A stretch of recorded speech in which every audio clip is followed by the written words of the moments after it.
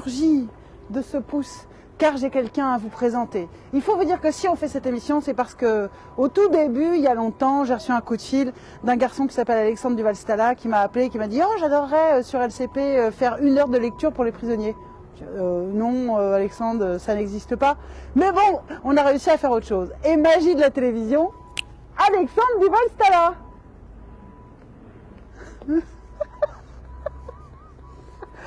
Salut Alexandre. Check du pied, check de pied.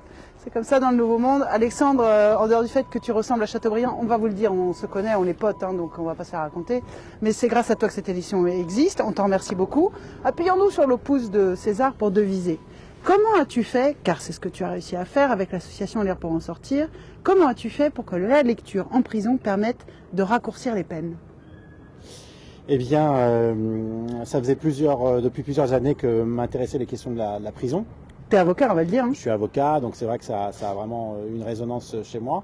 Et quand je défendais des personnes en cour d'assises, ce qui me frappait, c'est qu'ils n'avaient pas les mots pour se défendre et pour s'exprimer. Ouais. Et au départ, je pensais qu'ils étaient qu'ils le faisaient exprès, en fait, mais en fait, c'est parce qu'il manquait de vocabulaire. Et donc je me suis dit, il y a une chose qu'il faut faire, c'est vraiment développer la lecture, parce que c'est ça qui donne des mots pour comprendre, pour se comprendre, qui donne aussi des histoires pour rêver, pour exister, pour se confronter, voilà. Mais c'était avant tout pour se défendre. Et puis j'avais entendu parler d'une initiative brésilienne qui faisait que quand on lisait un livre, on avait des réductions de peine. Ouais. Et du coup, j'ai proposé ça à un ami député qui s'appelle Hervé Guémard et qui a déposé cet amendement et qui finalement a été adopté en 2014, en juillet 2014. Ouais. Et 1 an plus tard, à Châlons-en-Champagne, on a initié notre programme de lecture pour la première fois, donc à la fois sur la lecture et sur l'écriture. Donc aujourd'hui, dans les prisons de France qui participent au programme, si vous lisez, vous pouvez obtenir une réduction de peine, c'est grâce à cette action. En fait, grâce à cette modification du Code de procédure pénale, toutes les activités culturelles permettent à toutes les personnes détenues de bénéficier de réductions de peine supplémentaires jusqu'à 3 mois. Donc nous, bien évidemment, notre programme, on donne la qualité et les juges d'application des peines connaissent notre programme, mais aussi à toute autre initiative, du théâtre, de la musique, pour faire en sorte qu'en fait les prisons, de la même manière que André Malraux dans les années 60 avait initié avec les maisons de la culture une ouverture formidable de la culture à tous les Français, et ben c'est la même chose en prison, c'est les prisons de la culture, c'est de faire en sorte que ce qui a été donné à tous les Français dans les années 60 le soit aujourd'hui pour toutes les personnes détenues. Ça marche? Les réductions de peine, ça marche?